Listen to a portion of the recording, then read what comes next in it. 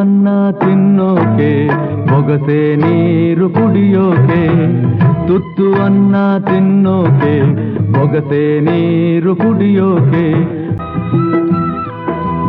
ಕಾಡ್ನಾಗೊಂದು ಮರವೇ ಒಣಗಿ ಬಿದ್ರೆ ಏನಾಯ್ತು, ಊರಾಗೊಂದು ಮನೆಯೇ ಉರಿದು ಹೋದ್ರೆ ಏನಾಯ್ತು. ಕಾಡ್ನಾಗೊಂದು ಮರವೇ ಒಣಗಿ ಬಿದ್ರೆ ಏನಾಯ್ತು, ಊರಾಗೊಂದು ಮನೆಯೇ ಉರಿದು ಹೋದ್ರೆ ಏನಾಯ್ತು.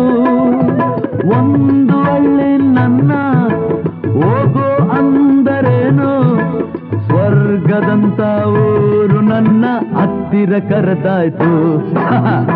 ತುತ್ತು ಅನ್ನ ತಿನ್ನೋಕೆ ಮೈಯ ತುಂಬ ಶಕ್ತಿ ತುಂಬೈತೆ, ಅಡ್ಡ ದಾರಿ